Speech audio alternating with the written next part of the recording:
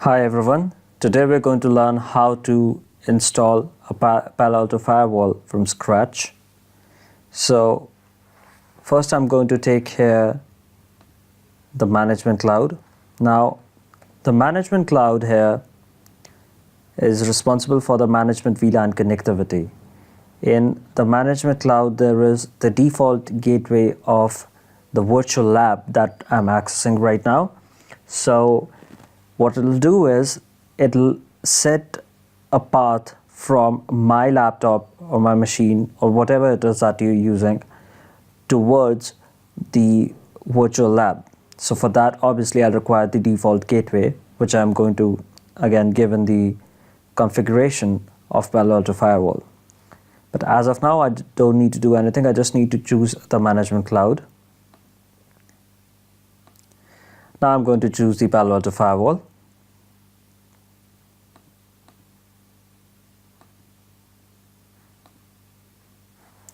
Now by default, Palo Alto Firewall has 192.168.1.1 as its gateway. So here it is. It's a Palo Alto VM 100 firewall running at PAN-OS 7.1.0. It's got 2 CPUs, 4096 MB of RAM, 4 Ethernet ports. We can customize and increase these, but since we don't need more, so we're not going to do that. Again, this is the architecture options. There's not going to be any startup configuration because this is a new firewall. The console access is going to be a VNC application. You can download this on Google VNC, and you'll find this.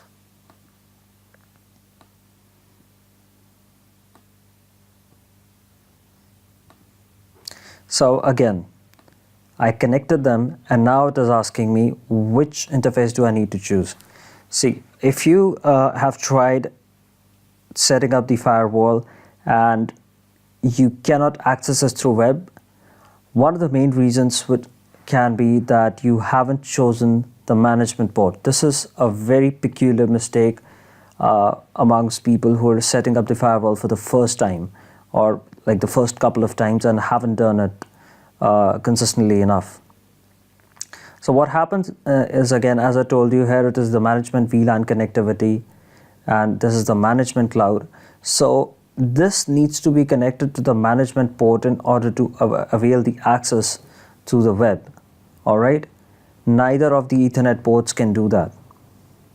This is through which the firewall is actually accessed, like the main access of firewall is through the management port. So we always choose this. All right, now I'm going to start the Palo Alto Firewall. I'm going to let it boot. It's going to take approximately 4 to 5 minutes to boot. All right, so it's booting now.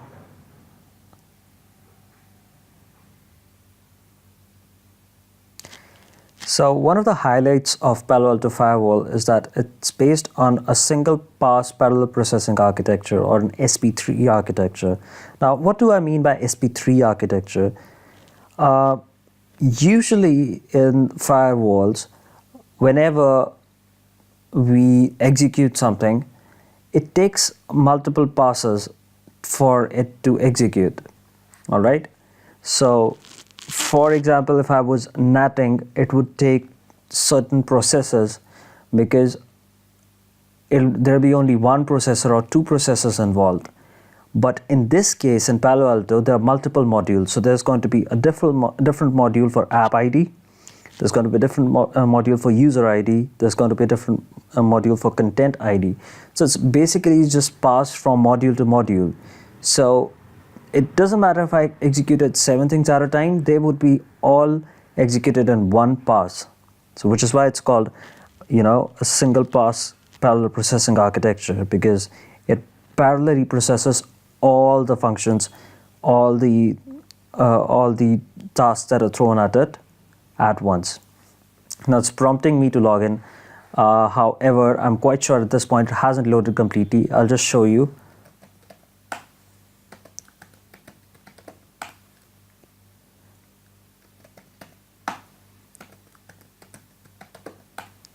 As I told you, it hasn't loaded, so it'll show login incorrect. So this can happen in your case also, that if you try to log in before the firewall has actually booted, it'll say that the login credentials are incorrect, which actually isn't the case. And you'll see this in a minute or two.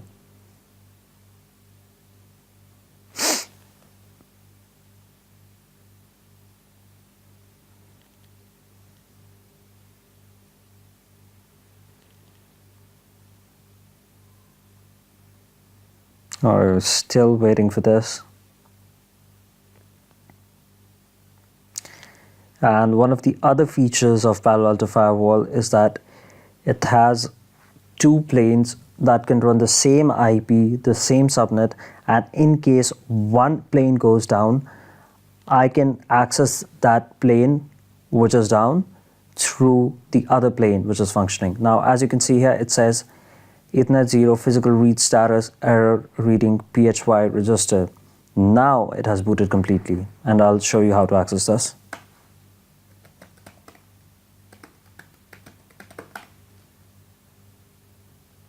Here we are. So if I look at the CLI, you can see this greater than sign.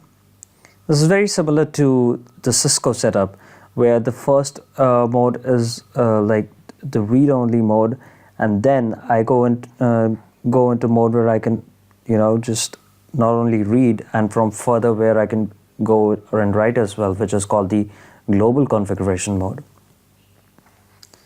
So again, I'll go into the configure mode. Now let me show you by default what is the IP and the default gateway that is feeded in the Palo Alto Firewall. So this is going to be run show interface management. Now here you can see, as I told you, IP address 192.168.1.1, net mask 255.255.0, and there's no default gateway as of now. So I'm going to set the default gateway and the IP of the firewall as per the IP details allotted to me. So this is going to be something like this: set device config. Again, these commands are very logical. I'm setting the device configuration, and now the system IP address. System IP address. So in my case, it'll be 10.3.41.76.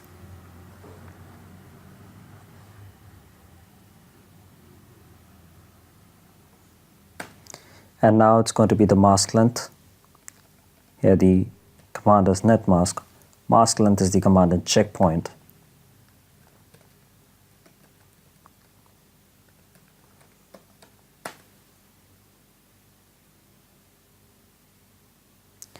And now it's going to be the default gateway, 10.3.40.1. So these are the basic configuration. Another optional configuration that you can do that can be beneficial is setting the primary DNS server. So it's going to be DNS settings servers primary. It's going to be 8.8.8.8. Now, if you think that you have implemented what you've fed over here in the CLI, you're wrong. Let me show you why. Run show interface management. Look at this. It's the same IP address.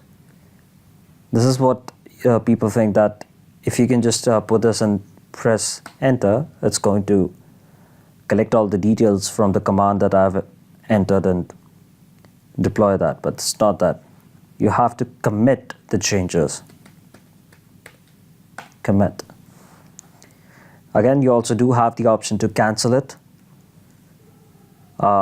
In case you're working in a live environment where this is a very heavy process that you're doing, I suggest you check this beforehand, that what commands you're entering are correct or just do one step at a time, because although Palo Alto Firewall is like one of the, I would say, the most fastest and the most capable firewalls, you would not want to do a Control-C in a live environment, unless like you have some downtime to back it up.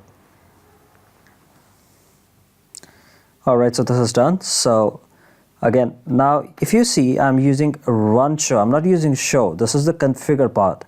Now, as you remember in Cisco, there is a command called do, which you use in the configuration part to see the configuration. All right. So you would like, for example, you wanted to see the IP interface brief. You would enter the command do show IP interface brief. Similarly, we do here run show interface management, and here we are. See, the IP address, net mask, and the default gateway, they're all there. All right, so since now we've completed the configuration, now we're going to access it through the web.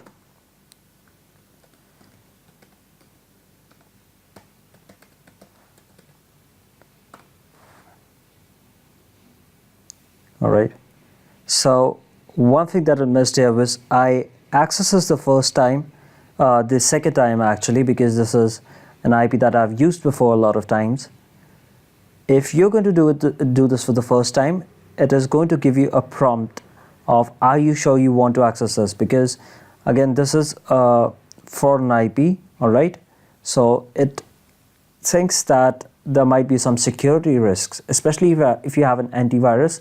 It'll straight away give you a prompt that this has some security risk, and are you sure you want to proceed? So in that case, just don't think, don't worry, simply proceed.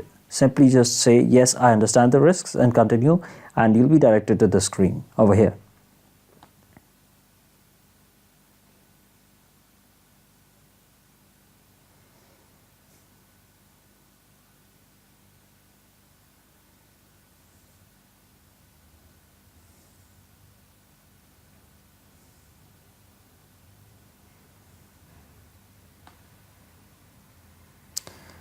All right, here we go. So this is the Palo Alto Firewall. This is showing me the update time. All right, let's just explore a little. These are 3 columns. So as the general information, again, the management IP, the management net mask, default gateway, the MAC address, the management IPv6 link local address. Here's the MAC address. Don't have a serial number on this. The CPU ID. There's so many details. You wouldn't find so many details in a normal firewall. And here are the 2 planes that I was talking about: the management CPU and the data plane CPU, and also has the sessions. So you can refresh and see if there are any changes made. You can add or delete the widgets, top high applications, top high risk applications, interfaces, high availability, logs, threat logs, you know. And again, there are various tabs that can do so many stuff. There's ACC, there's network monitoring with so many options. So here we've set up our Palo Alto Firewall. You can go ahead and explore it and start proceeding on the further parts of Palo Alto Firewall. I hope you enjoyed this video, and do leave in the comments below what did you like about it, what you didn't like about it, and what you would like to see in the future. And please give a thumbs up if you like the video, and please subscribe to my channel, because I'll be coming up with more videos regarding the Palo Alto Firewall and much more security firewalls. Thank you so much for watching.